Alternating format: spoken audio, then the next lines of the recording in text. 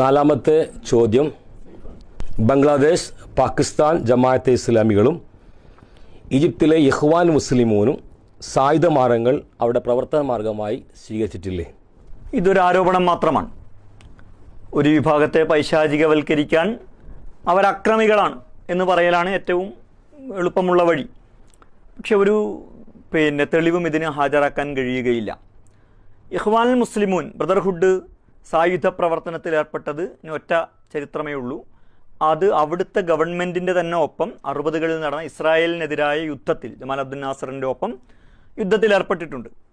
അതൊരു രാഷ്ട്രത്തിന് വേണ്ടി ആ ഗവൺമെൻറ്റിൻ്റെ സ്റ്റേറ്റിൻ്റെ ഭാഗമായി നടത്തിയ യുദ്ധമാണ്. മറ്റ് അട്ടിമറി പ്രവർത്തനങ്ങൾക്കൊരിക്കലും ഇഖ്വാൻ നേതൃത്വം നൽകിയിട്ടില്ല, പങ്കാളികളായിട്ടില്ല. ഞാൻ എൻ്റെ അവതരണത്തിൽ സൂചിപ്പിച്ചതുപോലെ അങ്ങനെ പങ്കാളിയായിട്ടില്ല എന്നത് തന്നെയാണ് ആ പ്രസ്ഥാനം ഇന്നും അവിടെ സസ്റ്റെയിൻ ചെയ്യുന്നതിൻ്റെ, അത് നിലനിൽക്കുന്നതിൻ്റെ വളരെ പ്രധാനപ്പെട്ട ഒരു കാരണം. ബംഗ്ലാദേശ് ജമാഅത്തെ ഇസ്ലാമി ഒരു സായുധ പ്രവർത്തനവും നടത്തിയിട്ടില്ല. മറിച്ച് 70കളിൽ പാകിസ്ഥാനിൽ ആഭ്യന്തര കലാപമുണ്ടാവുകയും അങ്ങനെ ബംഗ്ലാദേശ് രൂപപ്പെടുകയും ചെയ്യുന്ന ഘട്ടത്തിൽ യഥാർത്ഥത്തിൽ അന്നത്തെ പാകിസ്ഥാൻ്റെ പടിഞ്ഞാറൻ പാകിസ്ഥാൻ്റെ പക്ഷത്ത് നിൽക്കുന്നു, ഇന്നത്തെ പാകിസ്ഥാൻ എന്ന് പറയുന്ന അന്നത്തെ പടിഞ്ഞാറൻ പാകിസ്ഥാൻ്റെ പക്ഷത്ത് നിൽക്കുന്നവരും വടക്കൻ പാകിസ്ഥാൻ്റെ പക്ഷത്ത് നിൽക്കുന്നവരും അതേപോലെ കിഴക്കൻ പാകിസ്ഥാൻ ഇന്നത്തെ ബംഗ്ലാദേശായ കിഴക്കൻ പാകിസ്ഥാൻ്റെ ഇന്നത്തെ ബംഗ്ലാദേശ് ആ കിഴക്കൻ പാകിസ്ഥാൻ്റെ പക്ഷത്ത് നിൽക്കുന്നവരും പരസ്പരം ഏറ്റുമുട്ടിയിട്ടുണ്ട്. അതിൽ ജമാഅത്തെ ഇസ്ലാമി കക്ഷിയല്ല. അതേസമയം അന്ന് നടന്ന പല ആക്രമണങ്ങളെയും ജമാഅത്തെ ഇസ്ലാമിയുടെ പേരിൽ ആരോപിക്കുകയും പിൽക്കാലത്ത് പ്രത്യേകിച്ച് ബംഗ്ലാദേശിൽ വന്ന ഭരണകൂടങ്ങൾ ജമാഅത്തെ ഇസ്ലാമിയുടെ പ്രവർത്തനങ്ങൾ ജമാഅത്തെ ഇസ്ലാമി നടത്തുന്ന പ്രത്യേകിച്ച് പാർലമെൻ്ററി രംഗത്ത് അവർ നടത്തുന്ന പ്രവർത്തനങ്ങൾ പല ഭരണകക്ഷിക്ക് തടസ്സമായി അല്ലെങ്കിൽ തലവേദനയായിട്ട് മാറിയപ്പോൾ അതിനെ നേരിടാൻ വേണ്ടി, അതിനെ അടിച്ചമർത്തുവാൻ വേണ്ടി അന്ന് അക്രമങ്ങൾ നടത്തിയെന്ന് പിൽക്കാലത്ത് ആരോപണങ്ങൾ ഉന്നയിക്കുകയും അങ്ങനെ വധശിക്ഷ ഉൾപ്പെടെയുള്ള നടപടികൾ സ്വീകരിക്കുകയും ചെയ്തു എന്നതാണ് യാഥാർത്ഥ്യം.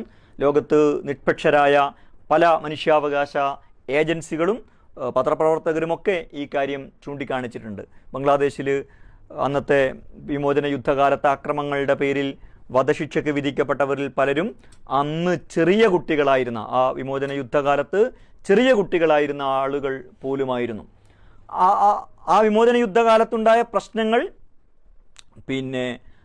ബംഗ്ലാദേശ് രൂപീകരിക്കപ്പെടുകയും എന്നിട്ടത് പരിശോധിക്കപ്പെടുകയും ഇവർക്കൊന്നും കുറ്റവാളികളല്ല എന്ന്, അല്ലെങ്കിൽ അന്ന് ആരോപണം ഉന്നയിക്കപ്പെടാത്തവർക്കെതിരെ പുതുതായി ആരോപണം ഉന്നയിക്കപ്പെട്ടിട്ടുണ്ട്. അന്ന് ആരോപണം ഉന്നയിക്കപ്പെട്ടവരെ അത് പരിശോധിക്കപ്പെടുകയും അവർ കുറ്റവാളികളല്ല എന്ന് പ്രഖ്യാപിക്കുകയും ചെയ്തതാണ്. രാഷ്ട്രീയ പകപോക്കലിൻ്റെ ഭാഗമായിട്ട് ആളുകളെ, തങ്ങളുടെ രാഷ്ട്രീയ എതിരാളികളെ ഉന്മൂലനം ചെയ്യാനുള്ള ഒരു കുറുക്കുവഴിയായി ഈ പ്രശ്നത്തെ എടുക്കുകയാണ് യഥാർത്ഥത്തിൽ അവിടുത്തെ ഭരണകക്ഷി ചെയ്തിട്ടുള്ളത്. അവരങ്ങനെ ക്യാപിറ്റൽ പണിഷ്മെൻറ്റും അസാസിനേഷനും നടത്തിക്കൊണ്ടിരിക്കുന്നത് ജമാഅത്തെ ഇസ്ലാമിക്കാരെ മാത്രമല്ല എന്ന് നമ്മൾ മനസ്സിലാക്കണം. മറിച്ച് അവരുടെ തൊട്ടടുത്ത എതിരാളികളായ ബംഗ്ലാദേശ് നാഷണലിസ്റ്റ് പാർട്ടിയുടെ നേതാക്കളെയും ഇങ്ങനെ അവർ വധിച്ചുകൊണ്ടിരിക്കുന്നുണ്ട് എന്നുകൂടി ഇക്കൂട്ടത്തിൽ മനസ്സിലാക്കേണ്ടതാണ്.